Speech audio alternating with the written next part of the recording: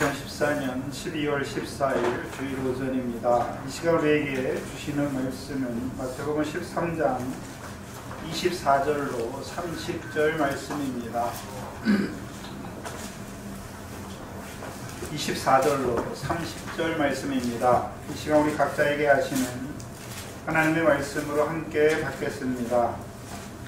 예수께서 그들 앞에 또 비유를 베풀어 가라사대 천국은 좋은 씨를 제밭에 뿌린 사람과 같으니 사람들이 잘 때에 그 원수가 와서 곡식 가운데 가라지를 덧뿌리고 갔더니 싹이 나고 결실할 때에 가라지도 보이거늘 집주인의 종들이 와서 말하되 주여 밭에 좋은 씨를 심지 아니하였나이까?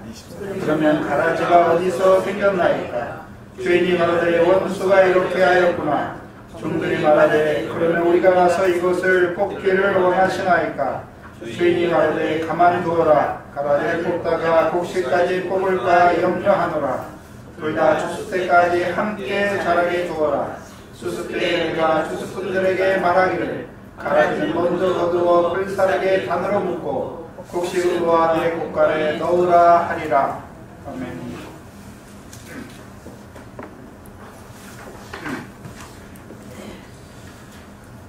비유의 말씀은 창세로부터 감추인 것을 드러내 주셔서 우리로 하여금 하늘에 계신 아버지 하나님의 뜻대로 이 천지를 지으신 하나님의 뜻대로 살아가게 하시는데 그 목적이 있는 것입니다.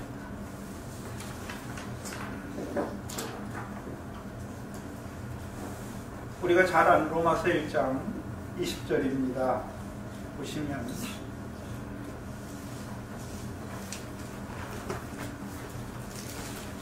로마서 1장 20절을 보시면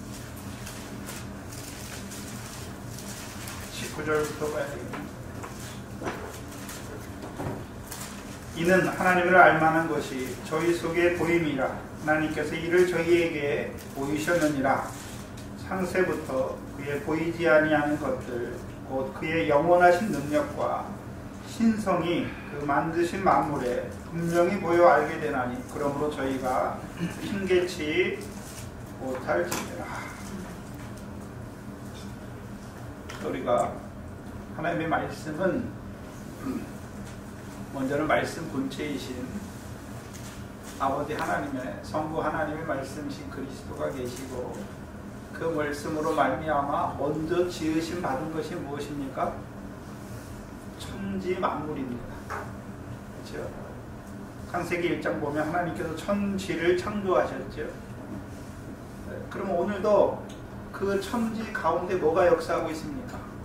말씀이 살아서 역사하고 있잖아요. 그것을 말해서 하나님의 지으신 만물에 하나님의 영원하신 능력과 신성이 나타나는 것이죠. 근데 미련하게도 우리가 그것을 보고 깨닫습니까? 깨닫지 못합니까? 깨닫지 못해요. 왜 그렇게 됐지요? 아담이 범죄하기 전에는 깨달아요. 하나님이 왜 천지를 지으셨는지 깨닫고 있지요. 그래서 우리가 창세기 2장에 보면 하나님께서 그 유축과 짐승들 다 아담 앞에 데려오니까 아담이 이름을 짓잖아요. 그렇죠? 이름을 지으니까 그 짓는과 그 이름이 그의 이름이 되는 것이죠. 그럼 아담이 이름을 지을 때 아무렇게나 짓습니까? 아니면 여호와의 신으로 말미암아 생명이 된 그가 보니까 하나님께서 왜 그것을 지었는지를 깨닫고 짓는 것입니다. 깨닫고 짓는 것이죠. 지혜의 왕 솔로몬은 하나님께서 지혜를 주시니까 담에 나는 우슬초부터 바다에 있는 그 모든 것을 다 논하지요. 논한다고 하는 것은 자기의 지식을 자랑하는 것을 말하는 것이 아니라 하나님께서 이것을 통해서 우리에게 나타내 주시고자 하시는 것이 무엇인가를 깨닫는 것이죠.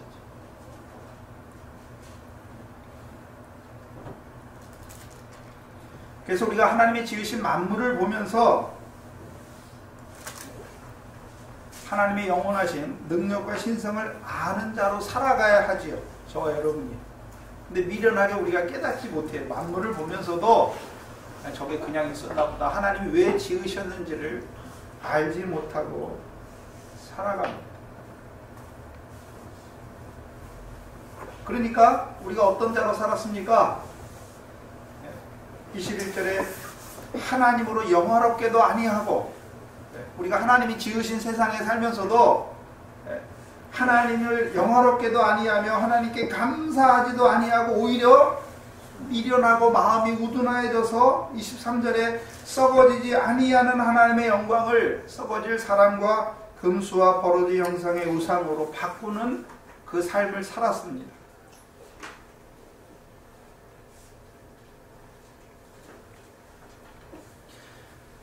그래서 우리가 하나님께서 천지를 지으셨는데 두 축이 무엇입니까? 하늘과 땅입니다. 오늘 제가 목도 시간에 말씀드렸던 시편 19편을 보시면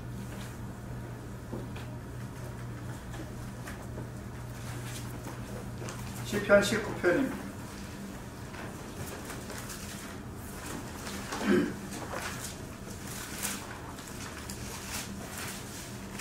1절을 보시면 하늘에 대해서 우리에게 말씀해 주시는 거예요. 하늘이 하나님의 영광을 선포하고 궁창이 그 손으로 하시는 일을 나타내는. 그럼 하늘은 누가 지으셨습니까? 하나님께서 지었죠. 그 지으신 것을 우리에게 주셨잖아요. 왜 주셨습니까? 뭘 보라고 주셨습니까? 하늘을 통하여 하나님의 영광을 보는 자가 되게 하시기 위해서 지으신 것이죠. 그러면 우리가 하늘을 보면 뭐가 보입니까? 해와 달과 별들이 보이잖아요. 그래서 사도 바울을 통해서 고린도전서 15장에 해와 달과 별을 통해서 하나님께서 우리에게 나타내 주시고자 하는 것이 무엇이었습니까? 해의 영광, 달의 영광, 별의 영광을 우리에게 나타내 주시는 것이죠. 천과 반대로 땅이죠. 땅은 셋째 날의 역사를 통해서 보니까 땅에서 뭐가 나게 하십니까? 풀과 씨 맺는 채소와 씨 가진 열매 맺는 과목을 내는 땅입니다. 한마디로 하면 땅을 통해서 우리에게 보여주시는 것이 무엇입니까? 씨 뿌림과 결실에 대해서 보여주시는 것입니다. 고린도전서 15장을 한번 보시면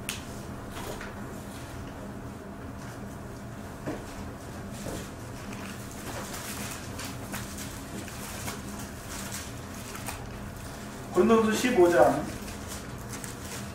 35절 이하에 보면 누가 묻기를 죽은 자들이 어떻게 다시 살며 어떠한 몸으로 오느냐, 그 뭐에 대해서 묻습니까? 부활의 몸에 대해서, 부활의 영광에 대해서 묻고 있지요.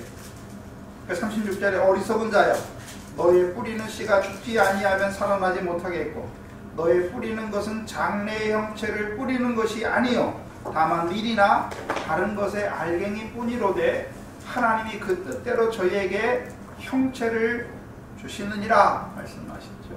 그러면 씨 뿌림과 결실을 통해서 하나님께서 우리에게 보여주시는 것이 무엇입니까? 씨와 결실을 보여주시는 것입니까? 우리를 이 땅에 보내셔서 밖과 같은 세상에 씨로 보내신 목적이 무엇입니까? 우리로 하여금 부활의 형체를 입게 하는데 어떤 부활의 형체입니까? 40절에 보면 하늘에 속한 형체도 있고 땅에 속한 형체도 있으나 말씀하고서 하늘에 속한 자의 영광이 따로 있고 땅에 속한 자의 영광이 따로 있다라고 말씀하시잖아요. 그럼 우리로 하여금 밖과 같은 세상에 씨로 보내신 목적이 무엇입니까? 하늘에 속한 자의 영광을 얻게 하시기 위해서, 곧 우리로 하여금 이 땅에 살지만 하나님께서 원하시는 그 영광에 합당한 열매 맺는 결실하는 자로 살게 하셔서 우리로 하여금 그 영광에 들어가게 하시기 위함입니다.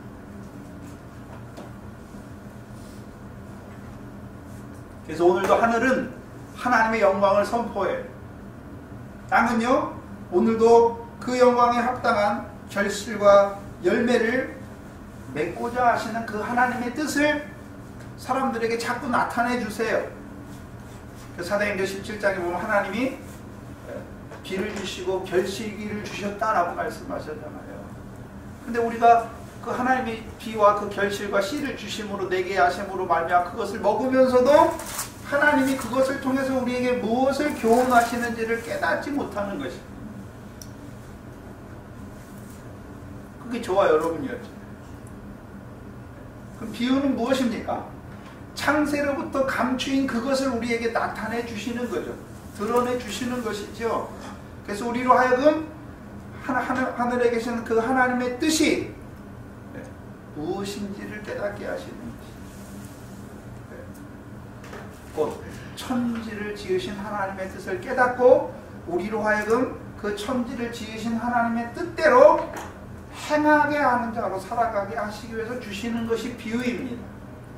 이것을 주기도문으로 바꿔서 말하면 뜻이 하늘에서 이룬 것 같이 땅에서도 이루어가게 하시기 위해서 주시는 것이 무엇입니까? 그게 비유입니다. 그래서 마태복음 12장 50절에 아버지, 하늘에 계신 내 아버지의 뜻대로 행하게 하시기 위해서 주시는 것이 무엇입니까? 그게 비유입니다. 그런 말로 하면 창세전에 우리를 하늘에서 이루신 것은 무엇입니까? 창세전에 우리를 그리스도 안에서 택하셨죠. 그래서 그리스도 안에서 택하셨다는 말씀이 무엇입니까? 영광 얻을 아들로 지으신 거랍니다.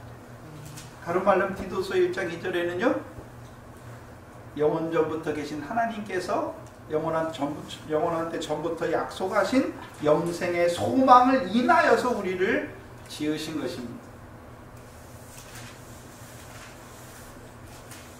그럼 땅에서는요 이제 그 영의 육신을 입혀 우리를 밖과 같은 세상에 보내셨으니까 우리로 하여금 그 영광에 합당한 결실과 열매 맺는 자로 살아가게 하시는 것이 무엇입니까? 이게 비유입니다. 그래서 비유 첫 번째 비유가 무엇입니까? 씨 뿌리는 비유잖아요. 네? 씨 뿌리는 비유잖아요. 씨 왜 뿌렸습니까? 결실하는 자로 살아가게 하시는 거죠.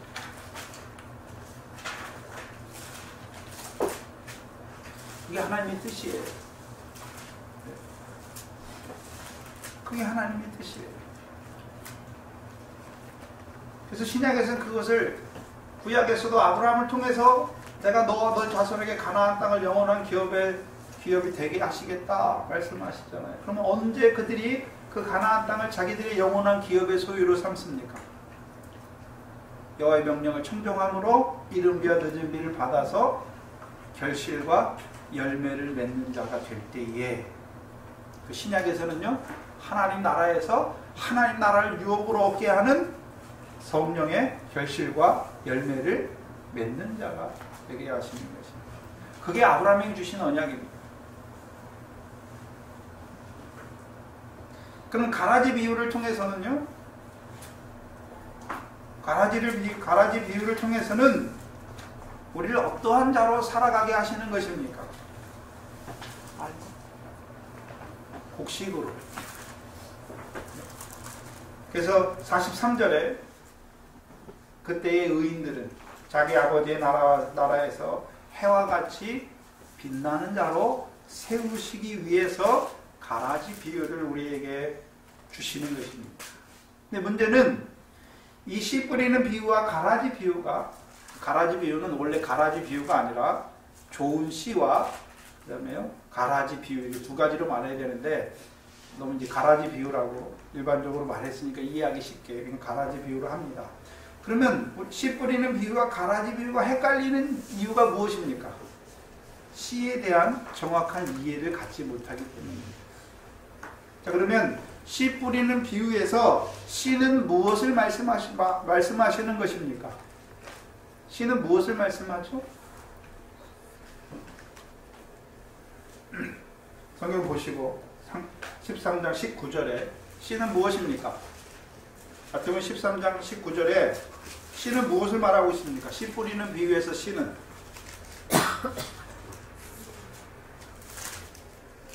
천국 말씀이잖아요. 씨가 그렇죠? 그 씨 뿌리는 비유는 천국 말씀을 어디다 뿌립니까? 마음에 그 마음에 뿌리는 것이잖아요. 그 마음에 뿌리는 거잖아요. 마음에 뿌리는 거죠. 그래서 하나님의 말씀 우리에게 늘 주시는 거예요. 우리가 늘 씨 뿌림을 받는 자로 있는 거잖아요. 천국 말씀을 받잖아요. 이것을 마가복음에서는요, 하나님 나라의 비밀이다.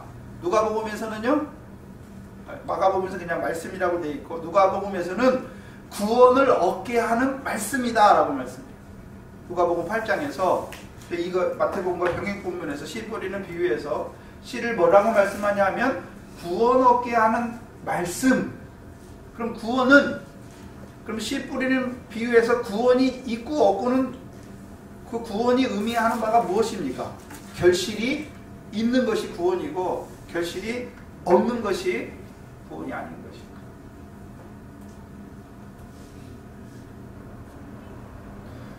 구원을 얻게 하는 말씀을 누가복음에서 행하는 것이 아니라 믿으면이라고 말했습니다.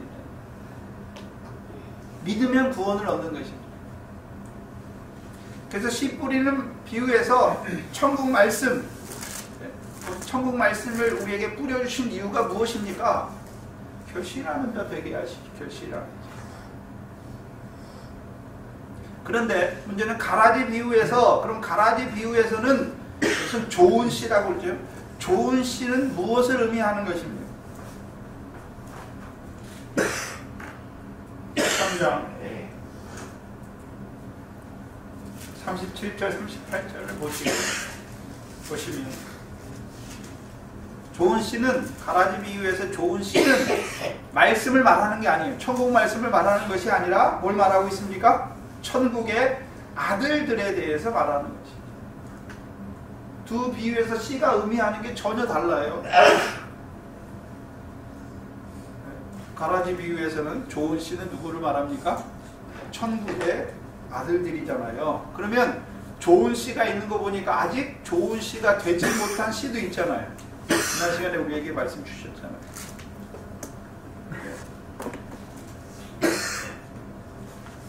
그러면 천국의 아들들이 되지 못한 자들은 다 어떤 자입니까? 아직 좋은 씨가 되지 못했습니다. 그렇죠?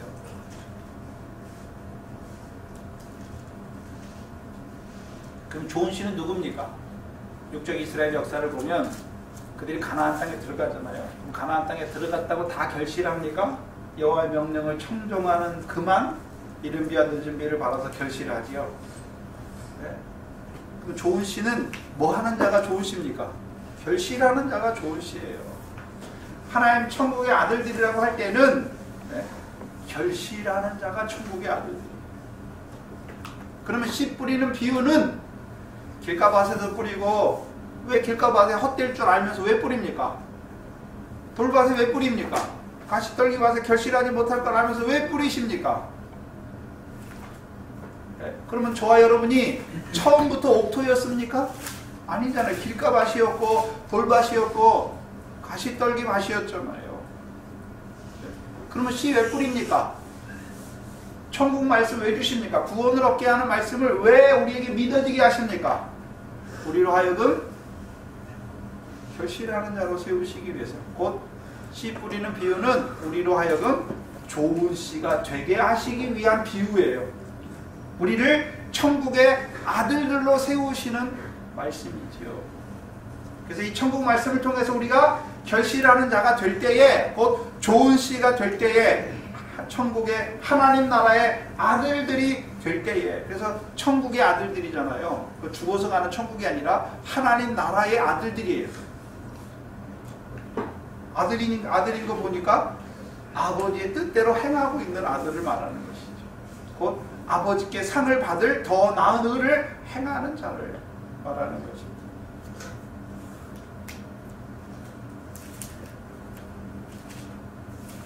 그래서 이 두 가지 비유, 씨 뿌리는 비유와 가라지 비유는 연결되어 있어요. 그래서 씨 뿌리는 비유를 깨닫지 못하면 가라지 비유는 주시지 않아요.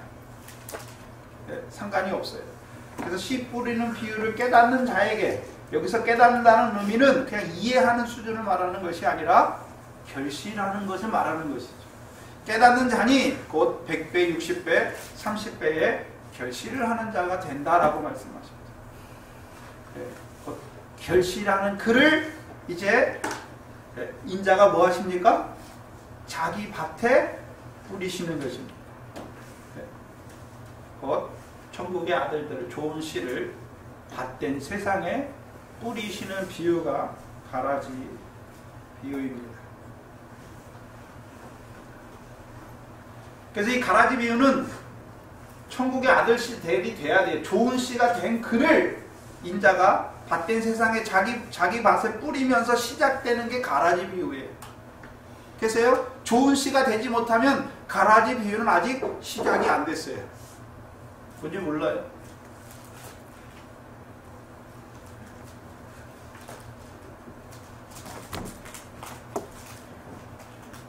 두 가지를 이해하기 쉽게 제가 묵상을 하면서 뭐로 하면 이게 이해하기 쉽겠나.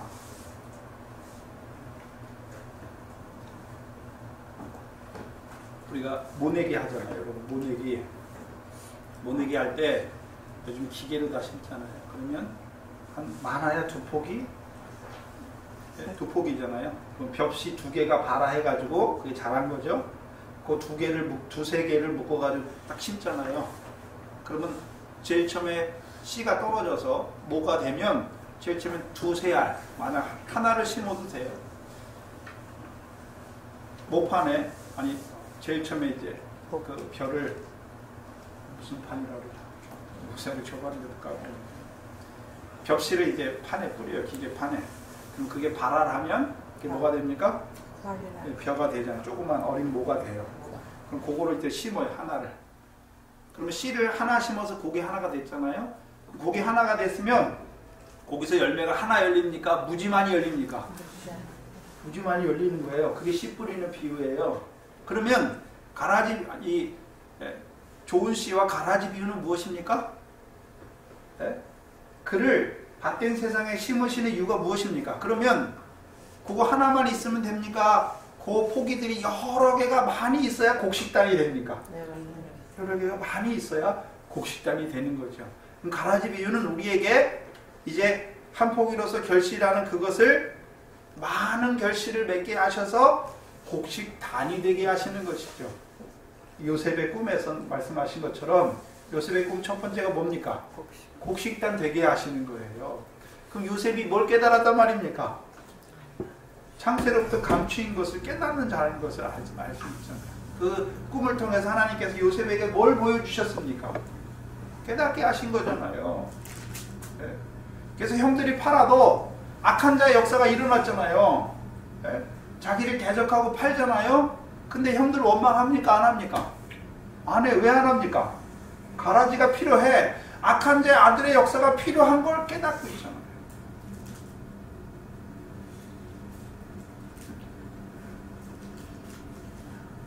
그래서 이 가라지 비유에서는 두 가지 중심축이 뭐냐면 인자가 하는 일이 있고 악한 자가 하는 일이 있어요. 인자가 하는 일은 무엇입니까?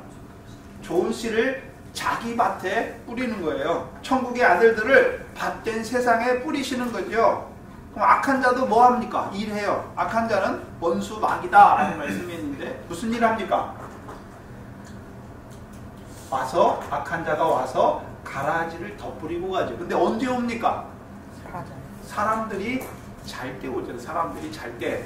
악한 자의 역사가, 악한 자는 마귀의 역사, 마귀잖아요. 그 마귀 역사가 아무 때나 일어납니까? 사람들이, 천국의 아들들이 밭된 세상에 살아갈 때에 늘 깨어있는 것만 아니라 잘 때가 있잖아요.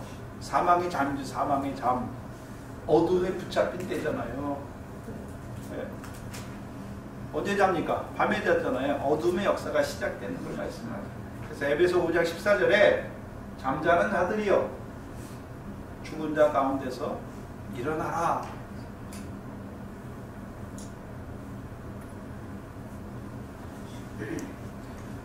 그래서 지난 시간에 가인을 통해서 요한일서에 가인을 통해서 보여주셨잖아요. 가인이 처음부터 악한 자에게 속한 자입니까? 아니잖아요. 제사로 하나님께 나아가는 자죠. 제사로 하나님께 제사하는 자예요. 가인의 역사를 보면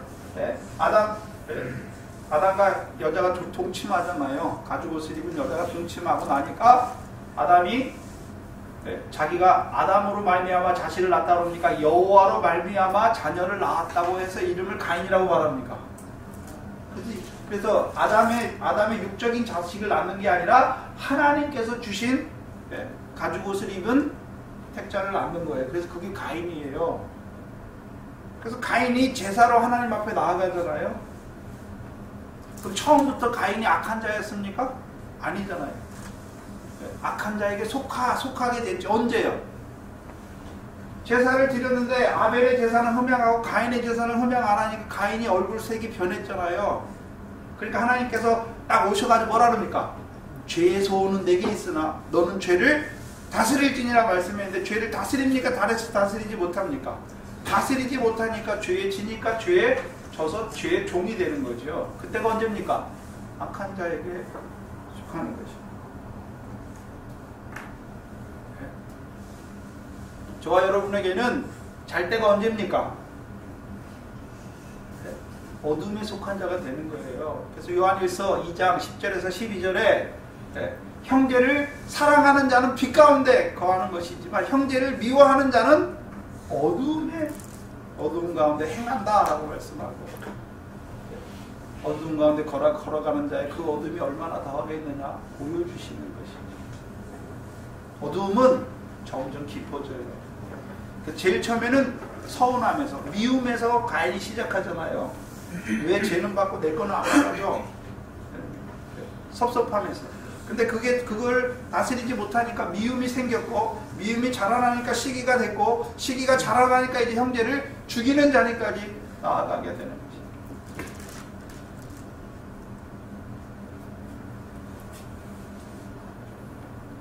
언제 옵니까? 잘 때 오는 거지. 잘 때. 사람들이 잘 때. 근데 문제는, 그러면 생각해 보세요. 다윗도 잠들 때가 있었잖아요. 사막에 잠들 때가 있었잖아요. 네? 그럼 다윗도 가인처럼 그렇게 되었습니까? 아니잖아요. 돌이켰잖아요. 누구를 통해서요? 칼을 통해서. 다윗을 집에 임한 칼을 통해서, 악한 자의 역사를 통해서 다윗은 돌이키는 자가 됐고, 가인은요, 여호와께서, 가인이 그 동생을 죽인 다음에 여호와께서 찾아오시죠. 왜 찾아오십니까? 이미 버린 자면 찾아오지도 않아요. 찾아오시잖아요. 그리고 저주를 말하시죠. 그리고 뭐라 그럽니까? 가인이 내게 주신 그 죄와 벌이 너무 중하여 내가 내 죄벌을 감당할 수 없다라고 말하니까 하나님께서 그에게 가인을 표를 주시잖아요. 가인을 죽인 자는 벌이 7배나 더한다라고 말씀합니다. 그럼 하나님께서 그 표가 뭡니까? 사랑하시는 거예요. 가인을 사랑하시는 거잖아요. 왜 가인을 죽이는 게 아벨을 죽이는 것보다 더 악합니까? 7배나 더 악합니까?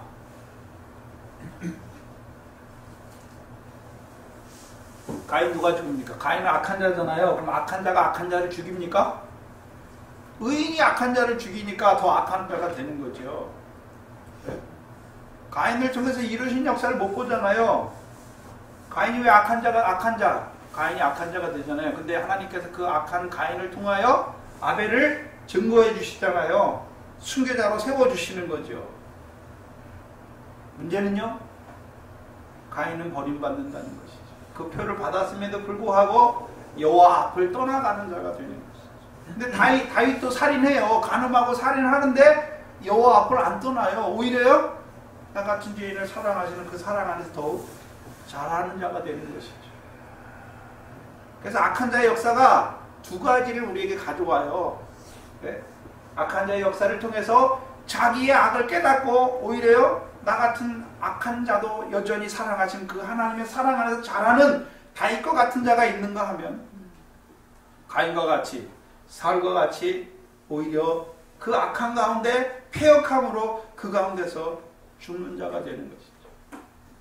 네, 그리고 계속해서 악한 도구로 쓰임받는 자가 되는 것입니다. 악한 자의 역사가 필요 없는 게 아니에요. 필요한 거예요. 분명히 자기 밭에 심으셨잖아요. 그러면 악한 자가 와서, 악한 마귀 원수, 그 대적 마귀가 와서 가라지를 덮을 동안 그 밭주인은 뭐 했습니까? 능력이 없습니까? 못 지킵니까? 아니에요. 허락해 두신 거예요.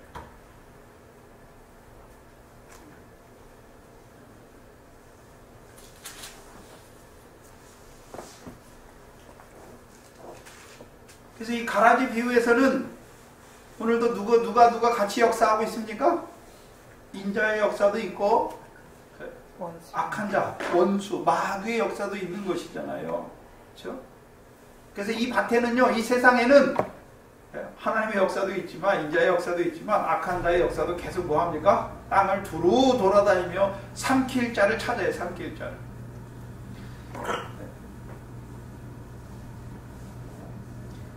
마귀가 와서 죽이는 것이 아니라 죽은 자가 되니까 마귀가 삼키는 거예요. 근데 문제는 이 곡식과 가라지 사이에 곡식을 더 뿌렸는데 몰라요. 처음에는 몰라요. 근데요 26절에 싹이 나고 결실할 때에 이제 알게 돼요. 가라지도 보이거늘 말씀하죠.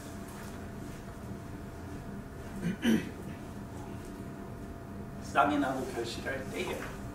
근데 문제는 자, 누가 가라지를 구별합니까? 그게 중요할 거예요. 누가 가라지를 구별합니까?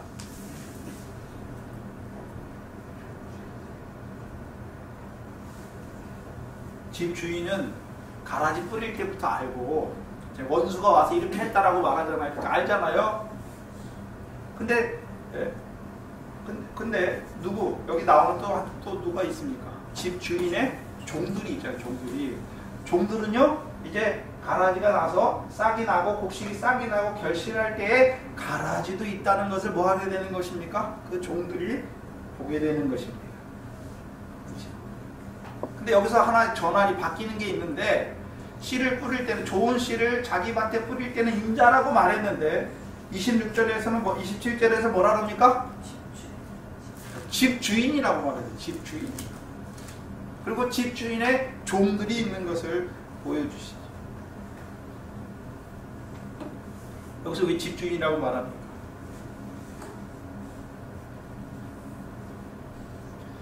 고린도서 3장 9절 이하에 보면 우리는 하나님의 동역자들이요.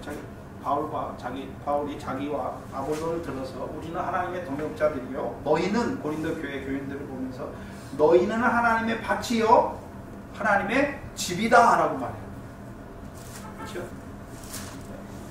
그럼 하나님의 집이니까 누가 집입니까? 교회가 집이에요. 교회가. 그럼 그 집에서 수고하는 종들이 누굽니까? 심는 자와 물 주는 자로 보내신 자들이죠. 주의 종들이죠.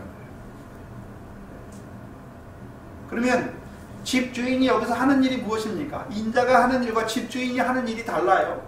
인자가 하는 일은 좋은 씨가 되면 밭된 세상에 뿌리시는 일을 하는 것이고, 집주인은요 천국의 아들들이 뿌려진 그 밭된 세상에 좋은 씨가 뿌려진 밭에 누구를 부지런히 보냅니까? 자기 종들을 부지런히 보내잖아요. 집주인이. 뭐 하려고 보냅니까? 심는 자와 물 주는 자로 세우시기 위해서 보내셨잖아요. 심어야, 씨를 심어야, 그러면 심는 자, 사도 바울이 심는 자잖아요. 심는데 뭘 위해 심습니까? 여기서 심는 거는 씨 뿌리는 심는 것을 말씀하는 것이 아니라 좋은 씨로 밭된 세상에 뿌리는 것이죠. 아볼로는 뭐 합니까? 곡식단이 되게 하기 위해서 물 주는 자가 되는 거죠. 근데 고린도 전서에는, 고린도 교회에는 사도 바울이 심는 자였어요. 물 주는 자는 아볼로였지만 갈라디아 교회에서는 사도 바울이 다 하잖아요. 물도 주고 씨도 심고 물도 주잖아요. 그래서 물 줘서 그들로 하여금 하나님 나라를 유업으로 얻게 하는 열매, 성령의 열매를 맺게 하잖아요. 자라게 하려고 열매 맺게 하는 자가 누굽니까? 거기서 추수할 일꾼으로 쓰임 받잖아요. 사도 바울이. 고린도 교회에서는 사도 바울이 심는 자였어요. 그럼 물 주는 자, 심는 자만 있으니까 고린도 교회에서 실제로 심었으니까 그대로 결실하도록 물 주는 자는 누구였습니까? 아볼로. 근데 둘 다 누가 보냈습니까? 누가 세웠습니까? 하나님이 세웠죠. 집주인이 세웠지요. 집주인이 뭐 하기 위해서요? 교회로 부르심 받은 그들을 심고 물 주어서 결실하게 하기 위해서. 근데 고린도전서 3장의 문맥에서는 결실과 열매로 말씀하는 것이 아니라 거기서 심는 자는 털을 닦아주는 자고, 자라게 하는 자는요 그 터 위에 금이나 은이나 보석으로 세우게 하는 자를 보여주는 거죠. 그래서 우리에게 여러 가지로 비유를 보여주시잖아요. 여러 가지로.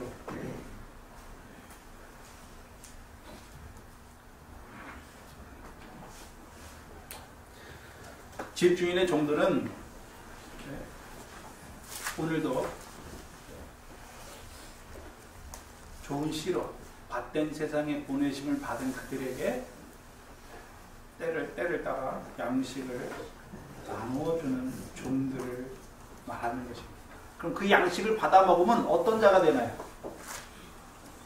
집주인의 종들이 보냈으니까 집주인의 뜻대로 행하고 그의 일을 온전히 이루는 거잖아요. 그래서 하나님께서 아들 예수 그리스도를 보내셨잖아요. 그래서 아들 예수 그리스도를 왜 보냈습니까? 자기를 보내신 아버지 하나님의 뜻을 행하고 그의 일을 온전히 이루게 하시기 위해서 보내셨잖아요. 그럼 예수 그리스도께서도 누구를 보내십니까? 제자들을 보내시잖아요. 왜 보내십니까? 자기에게 주신 하나님의 뜻과 그의 일을 온전히 이루게 하시기 위해서 보내시는 것입니다.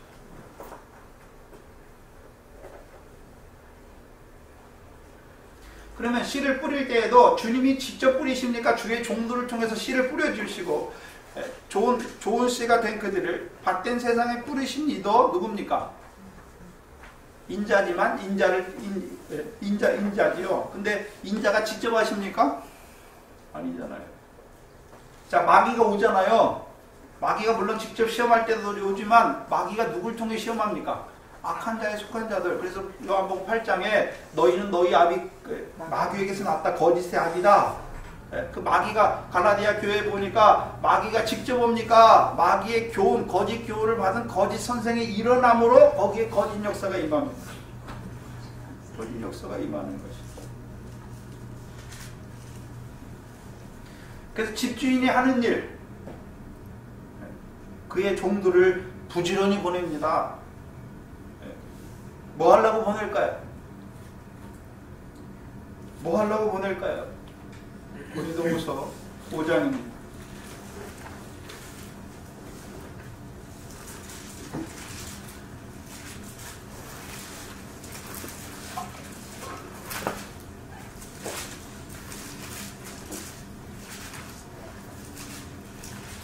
고린도후서 5장은 천국 말씀 씨 뿌리는 비유의 말씀이 아니라 가라지, 인자가 자기 밭에 천국의 아들들을 좋은 씨를 자기 밭에 심으시고 그의 종들을 부지런히 보내셔서 이루시는 말씀을 보여주시는 거예요. 만일 땅에 있는 우리의 장막집이 무너지면 하느님께서 지으신 집 곧 손으로 지은 것이 아니고 하늘에 있는 영원한 집이 우리에게 있는 줄 안다. 어떻게 알게 됐습니까? 교인들이 종을 보내서 하늘에 있는 하나님께서 지으시는 영원한 집을 보여주시니까 아는 거죠. 보여주시니까 아는 거예요. 그걸 보여주시니까 이제 그 말씀을 받은 자들이 뭐 합니까? 육신으로 이끄는 동안에 탄식하죠. 뭘 위해서요? 2절에 하늘로부터 오는 우리 처소로 덧입기를 간절히 사모하는 것이죠. 그래서 주님께서 요한복음에서 내가 처소를 예비하러 간다라고 말씀하잖아요.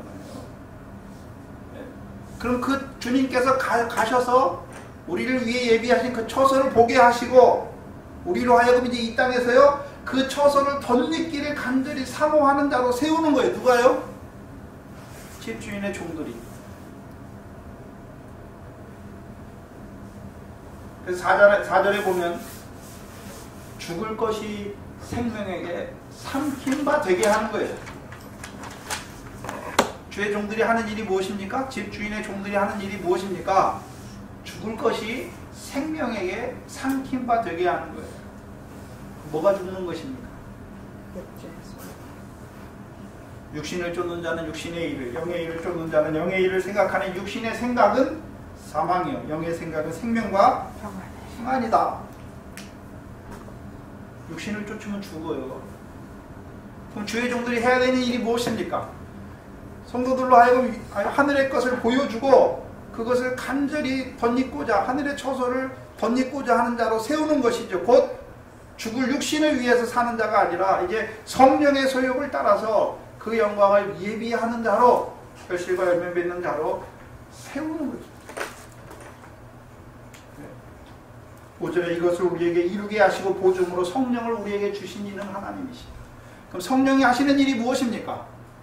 주의 종들은 그냥 갑니까? 하나님께서 하나님의 말씀을 주십니까? 요한복음 3장 34절입니까? 주의 하나님의 보내신 이는 하나님의 말씀을 하나니 이는 성령을 한량없이 주시는 것이죠.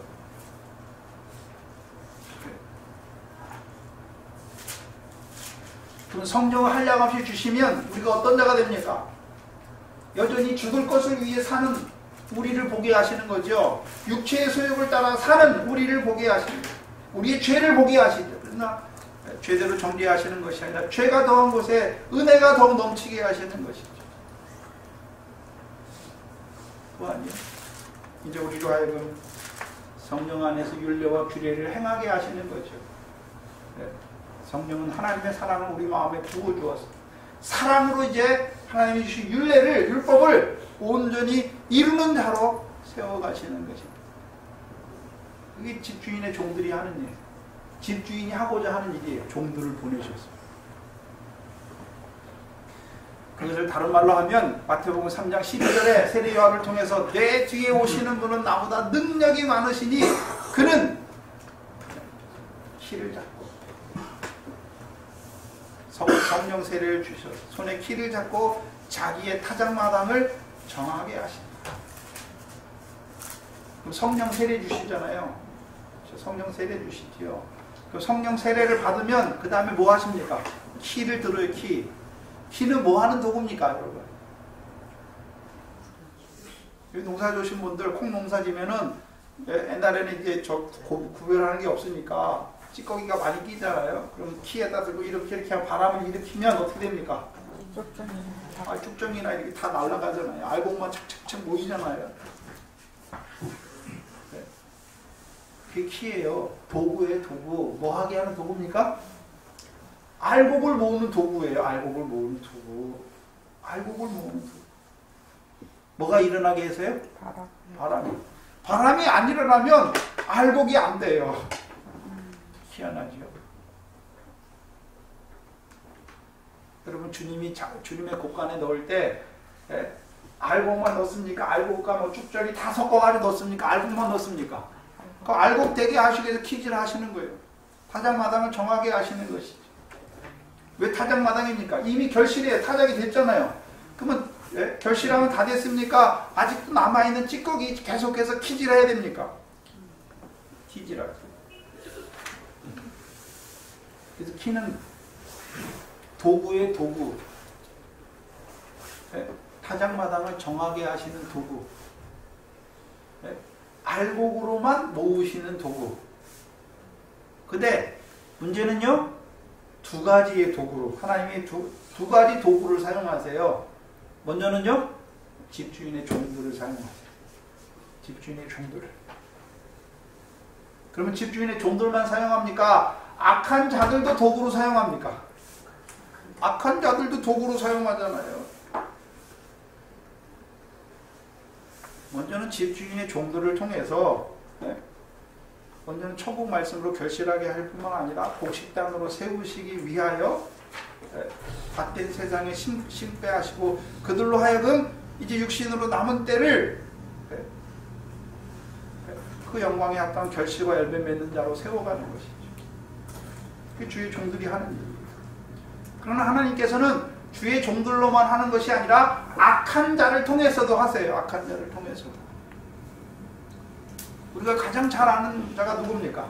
욥이잖아요. 욥에게 무슨 역사가 일어납니까? 악한 대적 사단의 역사가 일어나잖아요. 근데 그 대적의 역사가, 그 사단의 역사가 욥을 멸망시키기 위해서 하나님이 허락하십니까? 아니면 욥을 두 배의 복을 받는 자로 세우시기 위해서 그 시험을, 그 바람을, 풍파를 일어나게 하신 것입니까? 욥으로 하여금 내가 천지의 주초를 놓을 때에 내가 어디 있었느냐? 깨달아 알았거든 말할지어다. 그래서요, 천지를 지으신 하나님의 뜻을 깨닫는 자로 살아가게 하시기 위해서 사단으로 시험한 거예요.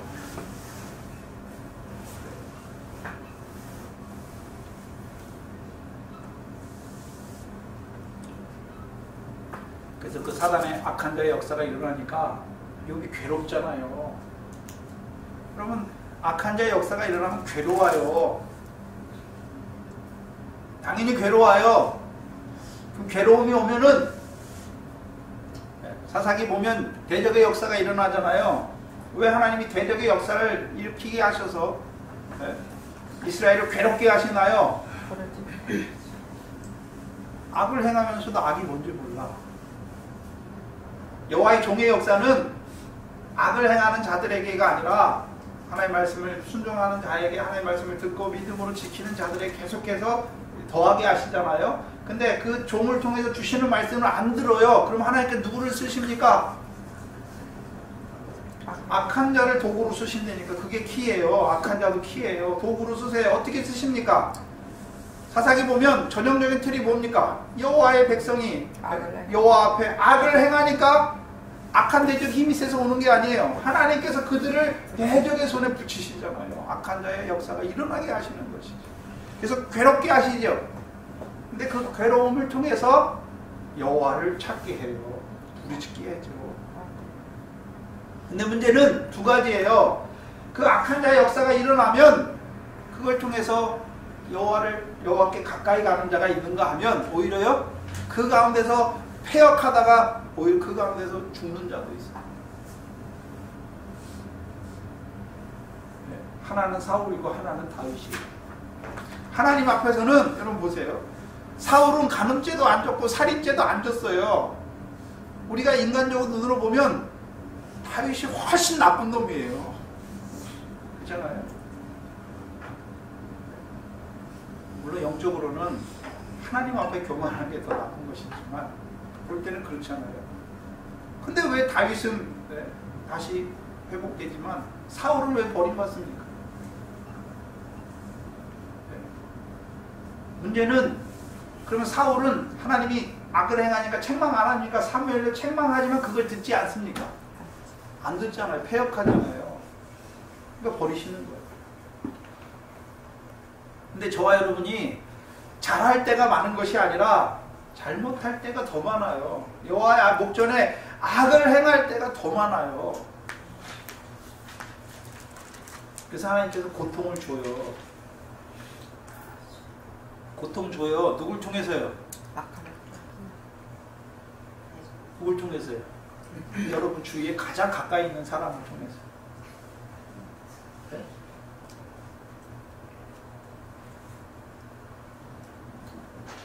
왜 그렇게 하십니까? 그 사람이 악한 것이 아니라 내 속의 악을 그 사람을 통해서 보게 하시는 거예요. 네? 만산을 주장하는 하나님께서 왜 나를 미워하고 자꾸 싫어하게 하십니까? 그 사람이 그냥 왔습니까? 아니잖아요.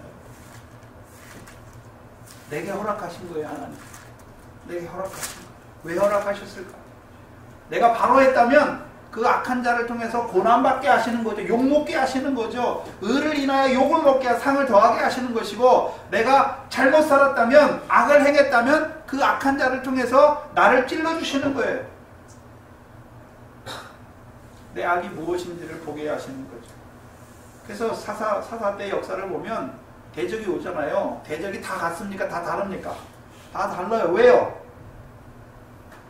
왜 사사기 때 대적이 다 다릅니까? 이스라엘 백성 속의 역사는 악이 다 달라요. 그 악대로 보내시는 거예요. 근데 문제는요, 기드온 사사를 통해서 구원하시기 전까지는 이 백성이 아무것도 못해요.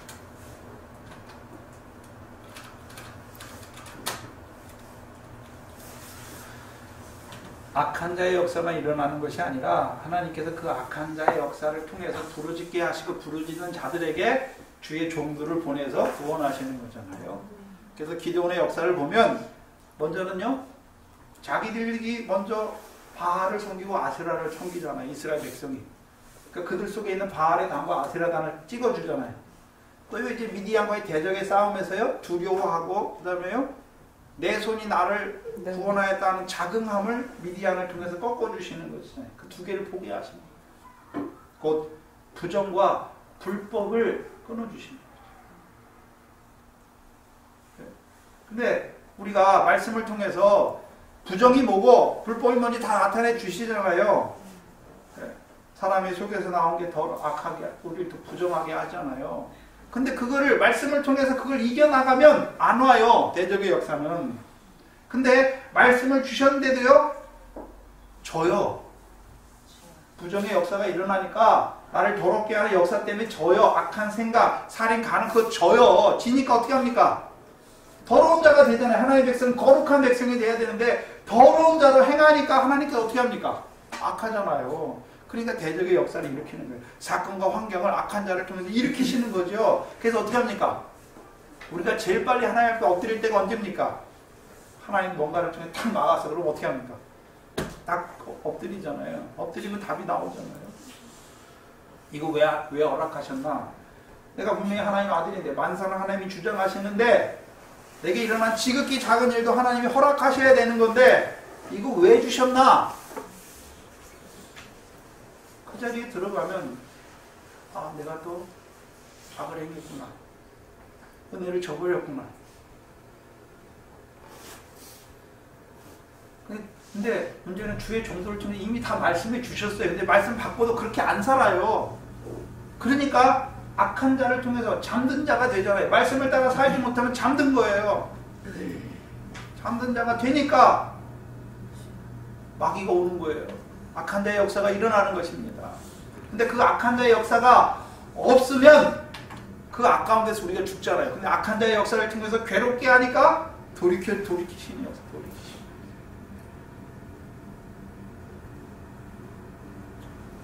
그래서 여러분, 하나님은 우리를 연단하시고 우리를 바로 세우시는데 주의 종들로만, 착한 사람들, 믿음의 사람들만 하시는 게 아니에요.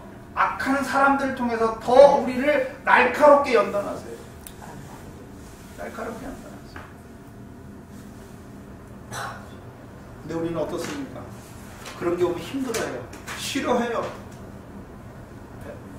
그리고요, 그 사람한테 다 모든 걸 뒤집어 씌워가지고 자기 합리화하죠. 저거 없어졌으면 좋겠다. 저거 하나님이 안 데려가시나? 이렇게 생각해요. 원인은 나한테 있는데. 나 때문에 하나님께서 그를 악하게 사용하시는. 그걸 깨닫지 못하면 늘 어떻게 합니까? 하나님의 뜻이 뭔지도 몰라요. 그냥 마귀 역사가 일어났으니까 하나님 마귀 역사를 물리쳐 주시옵소서. 저 악한 자 나를 떠나가게 하여 주시오. 그거밖에 몰라요. 그 사건과 환경은 다 지나갔어요. 바람과 불길은 잔잔해졌어요. 근데 왜 일으키셨는지 아무도 몰라요. 그러면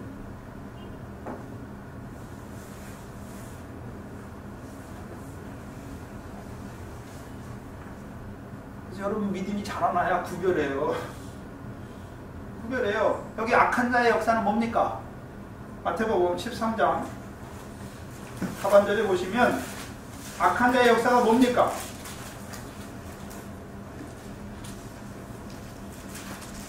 40절에 인자가 그 천사들을 보내니 저희가 그 나라에서 모든 넘어지게 하는, 여기 것이 아니라 사람이에요. 사람. 모든 넘어지게 하는 자들과 또 불법을 행하는 자들을 거두어내요 라고 말씀했잖아요.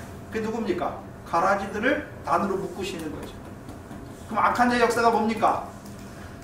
넘어지게 하는 불법이잖아요.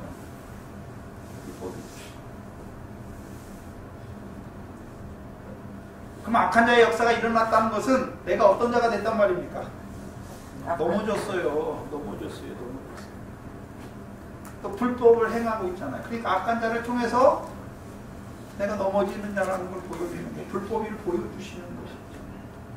그러면 좋은 시라고 해서, 좋은 결실하는 자들이라고 해서 그들이 다 온전합니까? 온전치 못한 부분도 있습니다. 온전치 못한 부분도 있습니다. 27절에 보시면, 오늘 보면 27절에 보시면 주여 밭에 좋은 씨를 심지 아니하였나이까? 그러면 가라지가 어디서 생겼나이까? 종들의 생각은 무엇입니까? 천국의 아들들을 받된 세상에 심으셨으면 당연히 곡식만 나야 되는데, 곡식만 가득해야 되는데 가라지가 생긴 것을 보고서 묻고 있는 것이지. 몰라서 묻는 것입니까?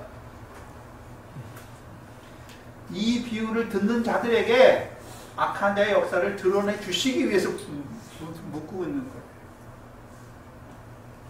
그래서 이 좋은 씨와 가라지 비유를 통해서 인자의 인자도 일하시지만, 집주인도 일하시지만 누구도 일하는 거예요? 악한 자도 일하고 있는 것을 보여주시고 그 일이 무엇인가를 우리에게 드러내 주시는 거예요. 드러내 주시는 거예요. 그래서 오늘도 넘어지게 하는 거, 불법을 행하게 하는 역사가 누구 안에서 역사합니까? 갈라디아 교회에 거짓 형제가 들어오잖아요. 거짓 교훈이 들어오잖아요. 그러니까 뭐 합니까? 율법의 행위를 의지하여 의롭다함을 얻게 하는 불법을 행하는 자로 만들어버리잖아요. 세상 사람들에게 일어나는 게 아니에요. 천국의 아들들을 받된 세상에 심은 그 갈라디아 교회, 성령을 따라 놨잖아요. 거기에 무슨 역사가 일어납니까? 악한 마귀의 역사, 거짓의 역사가 일어나니까 그들이 어떻게 됩니까? 율법의 행위로 의롭다함을 얻으려고 하는 불법을 행하는 자들이 돼버리는 거예요.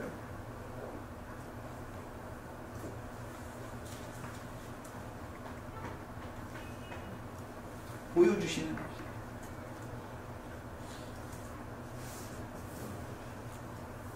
교회만 보여주시는 것이 아니라 우리 자신을 보여주시는 거예요. 우리 자신을. 악한 자의 역사가 우리에게 계속 일어나고 있는 것을 보여주시는 거죠. 문제는 내가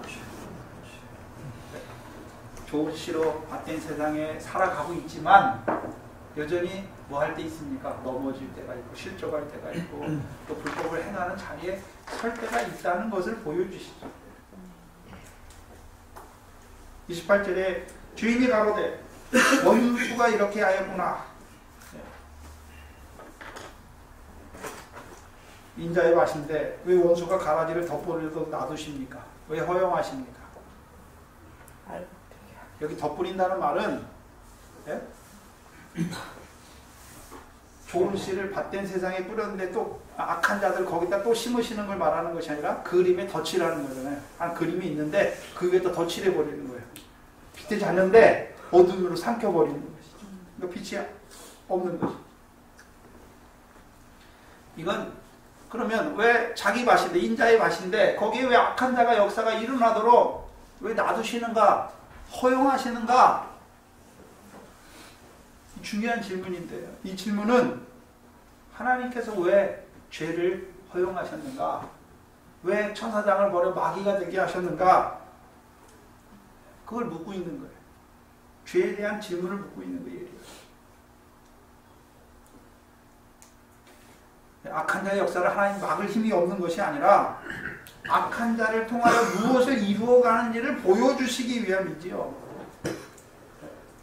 여러분이 잘 아는 하박국 1장 12절에 선지가 묻잖아요. 주는 만세 전부터 계시지 아니하리까. 근데 왜 그 악한 자잖아요. 거기서는 갈대아 사람인데, 갈대아 왕인데 왜 악한 자를 두셨습니까? 물으면서 뭐 합니까? 심판하기 위해서 두셨다. 또 경계하시기 위해서 그를 두셨다라고 고백하죠. 경계는 누구에게 합니까? 그래서 악한 자의 역사는 두 가지를 이루어요. 하나는 경계를 이루고 하나는요 심판을 이루어요. 그래서 여러분 심판을 이루는 역사를 데살로니가후서 2장 9절에 잘 나타내잖아요. 악한 자의 임함은 사단의 역사를 따라 모든 거짓과 뭐 쭉 나오잖아요. 불법과 거짓과 그걸 통해서 누구에게요? 멸망하는 자들에게 임하는데 그 왜 멸망합니까? 진리의 사랑을 받지 아니한다. 진리를 믿지 아니하는 자에게 역사에서 그들을 한데 모아서 심판하게 하기 위해서. 그래서 경계도 있잖아요. 경계는 누구에게 하는 것입니까? 여호와 목전에 악을 행해요. 악한 자를 통해서 그들을 돌이켜서 다시 세우는 것이죠. 또한 잠들지 않은 자에 깨어 있어요. 그러면요 거의 대적 마귀가 뭐합니까? 삼킬 자를 두루 찾아 돌아다니잖아요. 그걸 통해서 뭐합니까? 나도 잠들면 삼킴을 받는구나 근신하고 깨어있게 하시는 것이죠.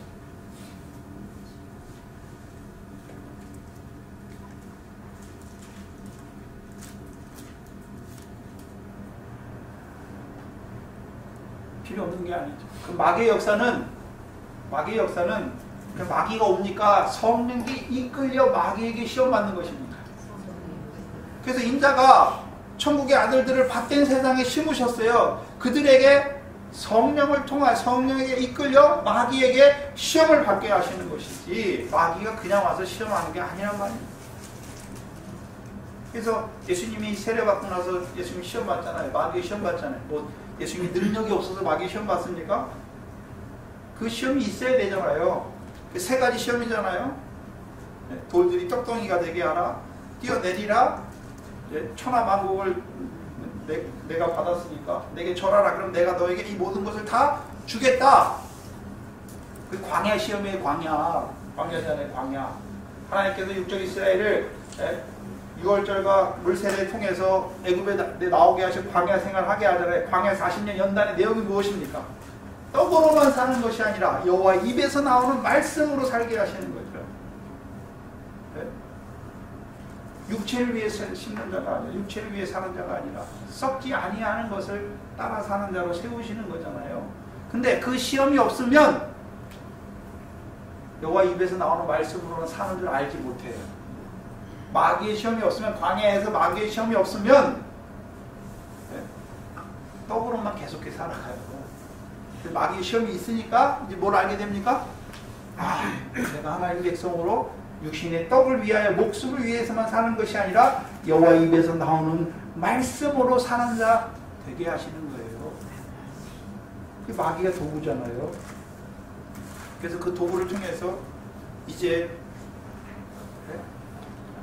여호와 입에서 나오는 말씀으로 살아가게 하시는 거죠. 근데 문제는 광야에서만 시험이 있는 것이 아니라 가나안 땅에서도 시험이 있지요. 가나안 땅은 대적을 통해서 지금 사사기 시험 계속 하시잖아요. 악한 자의 역사를 통해서 자기 속에 악을 보게 하시고 그 시험을 통해서 이제 그 악을 끊는 자로 세워가시잖아요. 그래서 한번 그 대적을 물리치는 그 대적의 역사가 다시 안 나와요. 주님께서 원수가 이렇게 하였구나. 어떻게 보면 원수는, 마귀는 계속해서 일을 저지르고, 그렇죠? 하나님은 그 뒤치다거리만 하는 것 같아요. 잘못 보면 그게 아니에요. 그러니까 창세기 3장의 역사가 죄의 기원입니다. 그걸 보시면 뱀이 오잖아요. 들짐승 뱀. 계시록에서는 옛뱀, 사단, 마귀라고 말씀이, 마귀 역사가 일어났잖아요. 네? 그래서 마귀가 죽였죠. 선악을 알게 하는 나무 따먹게 하잖아요. 죽는다고 했잖아요. 죽였어요. 뭐가 죽었어요? 육신은 안 죽었지만 생명이 된 그 영이 죽었어요. 근데 하나님은 오히려 그 마귀를 통해서 가죽옷을 입은 자로 영원한 영의 구원을 이루어 보시지.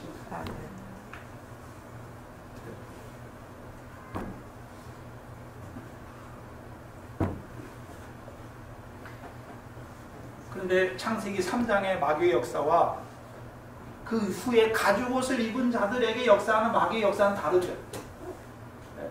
거기서 마귀의 역사는 영원한 정죄를 받게 하지요. 근데 하나님은 그 정죄를 통해서 영원한 구원을 이루시고, 근데 이제 가죽옷 입은 자들에게 역사하는 마귀의 역사는 무엇입니까?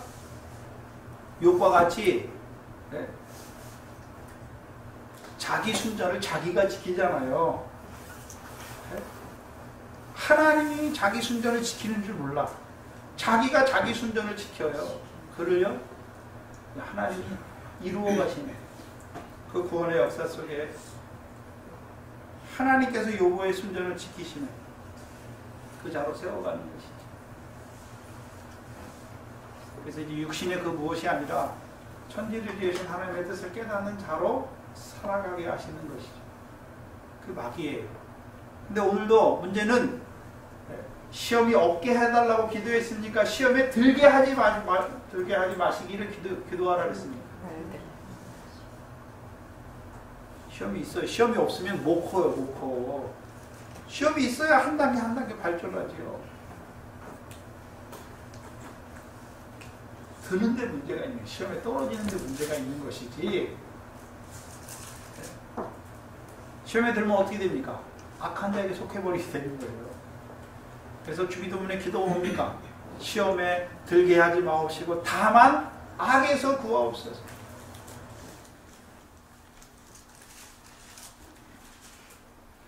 만약에 사단의 역사가 없었다면 욥은 계속해서 자기 순전을 자기가 지키는 자로 살아갔을 거예요.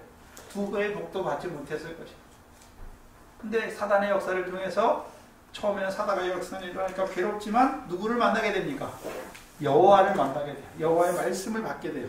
근데 그 여호와가 뭐라고 말씀하십니까? 처음에 욥에게 너는 대장부처럼 띠를 띠고 내가 내게 묻는 말을 대답할지어다 말씀하면서 천지의 주초에 대해서 욥은 자기 인생 어떻게 살까 그거 고민하는 그 욥에게 하나님께서 이 천지를 왜 지으셨느냐? 내가 땅에 주초를 놓을 때 네가 어디 있었느냐? 그걸 물어보시는 거지. 주의 종들은 보여줘야 돼요. 여러분 육신 위해서 뭐하고 뭐 사세요 이렇게 하는 게 아니라 여러분이 어디서 왔고 하나님이 우리를 왜 이 땅에 바과 같은 세상에 잠깐 보내셨는지를 늘 보게 해야 되잖아요. 그래서 여러분들이 이 땅의 소망이 아니라 돌아갈 본향을 바라보는 자로 살아가야 되죠. 여러분 이 땅에 뭘 바라보면 하나님의 인정이 아니라 사람의 인정이나 사람의 만족, 사람의 칭찬, 사람에게 좋은 소리 듣기를 원하면 사람이 좋은 소리 안 해주면요 마음에 근심이 생겨요. 왜 저 사람이 날 미워하지? 왜 저러지? 근데 하나님께 소망을 두면요 뭔 소리를 하든지 다 소화가 돼요. 근데 문제는 내가 하나님과 관계가 끊어져 있어요. 그럼 이 사람을 통해서 나를 시험하여 괴롭죠. 근심이 되고 걱정도 되고 두렵죠. 하나님 바라보세요. 하나님 바라보세요. 독초했기 때문에 그래요. 떠났기 때문에 그런 거죠.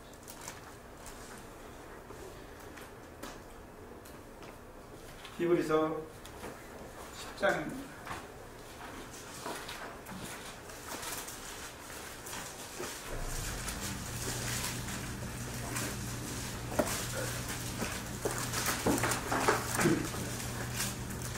히브리서 10장은 예수 그리스도께서 몸으로 오셔서 우리를 위한 영원한 희생 제사를 드림으로 우리가 거룩함을 입었다라고 말씀하시고서 12절에 오직 그리스도는 죄를 위하여 한 영원한 제사를 드리시고 거기서 끝난 게 아니라 이제 어디에 계십니까?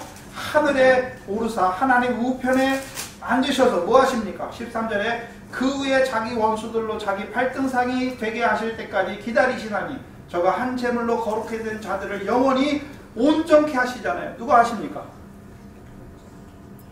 먼저는 예수 그리스도께서 십자가에 죽으시면 우리를 거룩하게 하셨어요. 그럼 거룩하게만 하십니까? 이제 부활하셔서 하늘의 보좌 우편에서 우리를 위한 대제사장으로 우리를 온전케 하십니까? 온전케 하시죠. 어떻게 해요? 누구를 통해서요?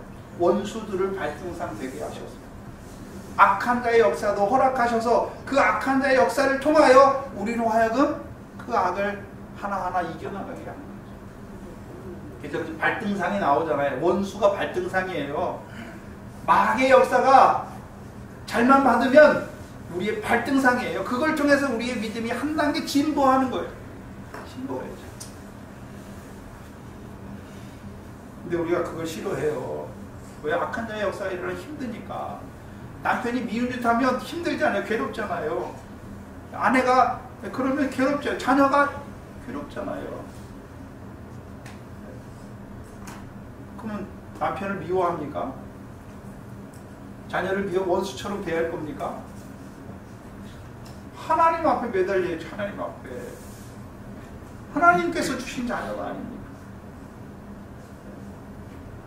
그리고 내가 지금 육신 관계 속에서 자녀를 대하고 있는지 하나님의 자녀와의 관계 속에서 대하고 있는지를 먼저 깨닫는 자가 돼요. 그래서 우리가 늘 어떤 관계가 사람과의 관계가 어그러지면 왜 어그러집니까? 대부분요 육신 관계에서 우리가 그냥 대해버려요. 그러면 어그러지게 돼 있어요.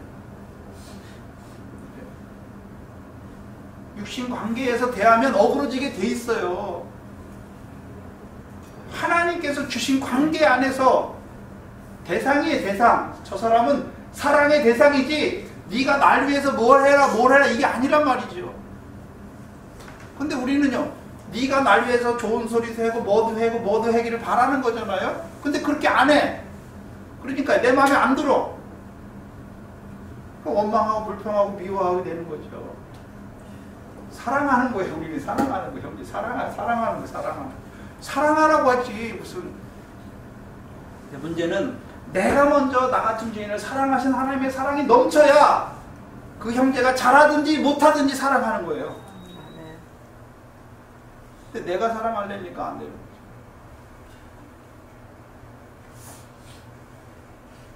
악한 자의 역사는 시도 때도 없어요.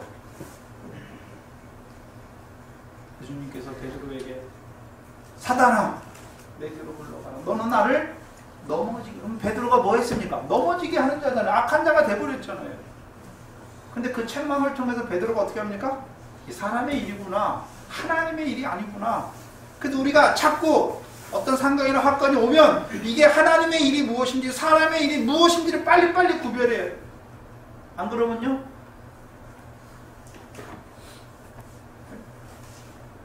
사람이 생각하면 두려움이 생겨요. 근심이 돼요. 걱정이 돼요. 염려가 돼요. 평안이 없어요. 근데 하나님의 일로 받기만 하면 하나님이 지으신 모든 것이 선하니까 감사함으로 받으면 버릴 것이 없어요. 욥이 악한 자 역사 일어나니까 에이 이거 이제 하나님이 뭐 필요 없다 합니까? 받잖아요. 하나님이 주신 걸 받아요. 그러니까 결국 어떻게 됩니까? 주께서 주신 가장 귀한 결말 보잖아요. 악한 자의 역사도 나를 위한 거예요. 나를 위한 거예요. 근데 우리 감내해야 되잖아요. 문제는 저와 여러분 좀 그릇이 넓어야 돼요. 악한 자의 역사도 하나님께서 아들된 나를 사랑하셔서 허락하신 것으로 받을 수 있어야지. 그러면 담대해져요. 왜요? 살아계신 하나님께서 아들된 나를 사랑하셔서 내게 이거 허락하신 것이다. 받으면 그 전에는 거슬리던 것들이 안 거슬리고 쓱 넘어가 버려요. 그냥 넘어가 버려요. 우리가 상처를 많이 주잖아요, 여러분. 서로. 그죠?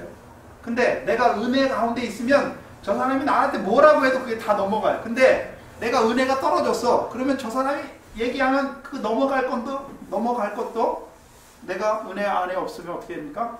다 같이 쏘죠. 우리는 악으로 악을 이기는 게 아니에요. 악으로 악을 이기려면 저 사람보다 내가 더 악한 자가 돼야 돼요. 가인을 죽이려면 내가 가인보다 더 악한 자가 돼야 돼요. 아니에요. 하나님은 보면 그게 아니에요. 악한 자를 위해서, 죄인을 위해서 죽으시는 게 하나님이에요. 그게 하나님의 법이에요. 그럼 저와 여러분도 어떻게 살아야 됩니까? 그렇게 살아야 돼요. 그렇게 살아야 돼요. 그래서 악한 자의 역사도 우리를 위한 것입니다. 근데 그 악한 자가 계속 악한 노릇 하는 게 아니에요. 그게 딱 끝나면 끝나요. 그렇죠? 베드로가 계속 사람의 일을 생각하고 주님을 넘어뜨리게 합니까? 아니잖아요. 그거 딱 책망받고서 돌이키니까 어떻게 됩니까? 쫓아가는 것이죠. 근데 저와 여러분이 악한 자가 될 때가 많아요. 넘어지게 하는 자가 될 때가 있단 말이에요. 우리가 불법을 행하는 자가 될 때가 있고 말이에요. 근데 그걸 통해서 하나님께서 깨닫게 하시고 우리를 세워가시는 것이죠. 근심하지 마세요. 하나님이 지키세요. 하나님이 우리와 함께 하세요. 내가 악할지라도 그 악함을 통해서 우리를 괴롭게 하셔서 돌이키시는 거예요. 그 돌이킨 다음에는요, 그거 다시 안 해요. 넘어가는 것이. 기도하겠습니다. 하나님 감사합니다. 오늘도 우리로 하여금 좋은 씨로 갓된 세상에 그 곡식당 되게 하시기 위하여 심어주시고 오늘도 집주인의 종들을 부지런히 보내주셔서 우리로 하여금 그 본향을 바라보는 자로 그 하나님께서 지으신 영원한 집을 바라보는 자로 살아가게 하시며 오늘도 우리로 하여금 잠깐 육신으로 사는 날 동안에 결실과 열매 맺는 자 그 하나님의 나라를 유업으로 얻는 의와 공도를 행하는 자로 살아가게 하시는 아버지 하나님 감사합니다. 미련하게도 우리가 이 말씀 받았다고 하면서 천국의 아들들이라고 하면서 졸며 잘 때가 너무나 많은 저희들, 아버지 하나님께서 여전히 사랑하셔서 그 악한 자의 역사까지도 일으켜주셔서 우리를 다시금 돌이켜주시는 그 하나님의 사랑을 오늘도 우리에게 보여주시니 감사합니다. 아버지 하나님, 주의 사랑이 어찌 그리 우리에게 오베로우시니 그 사랑을 인하여서만 살아가는 저희들 되게 하여 주시옵소서. 그동안 악한 자의 역사로 말미암아 사건과 환경으로 말미암아 하나님 앞에 원망하고 불평하셨던 미련한 저희들, 우둔한 저희들을 용서하여 주시옵소서. 이제는 만사를 주장하시는 나의 아버지 하나님께서 내게 일어나는 모든 것들을 허락하시며 인도하시는 그 아버지 하나님 바라보게 하시는 그 악한 자의 역사까지라도 발등상되게 하시는 그 하나님의 사랑을 깨닫는 저희들 되게 하여 주시옵소서. 하나님 앞에 나올 때 하나님께서 은혜 가운데 우리에게 구별하여 주신 것들, 그것들 가운데 물질들 구별하여 하나님 앞에 드리게 하시니 감사합니다. 늘 그 하나님의 은혜를 인하여서 살아가는 저희들 되게 하시며 그 은혜를 온전히 감당하는 저희들 되게 하여 주시옵소서. 이 교회를, 몸된 교회를 세워주시니 감사합니다. 오늘도 부족한 종을 세워주셔서 하나님의 백성들에게 이루어 가시는 그 하나님의 역사를 나타내 주시니 감사합니다. 참으로 우리의 삶이 잠깐 좋은 시로 밭된 세상에 그 곡식단을 위하여 살아가는 우리의 삶이 되게 하여 주시옵소서. 또한 늘 이제 더 자라가서 인자의 일에 협력하는, 동역하는 우리의 믿음이 되게 하여 주시옵소서. 이 교회의 권속으로 붙이신 주의 사랑하는 권속들 늘 이 영생의 말씀으로 인하여 자라게 하시며 또한 말씀을 통하여 날카롭게 우리의 죄와 허물을 지적하여 주셔서 먼저 깨닫는 저희들 되게 하여 주시옵소서. 우리 어린 것들을 아버지 하나님 긍휼히 여겨 주시옵소서. 저희에게도 하나님 이 은혜를 깨닫게 하여 주시옵소서.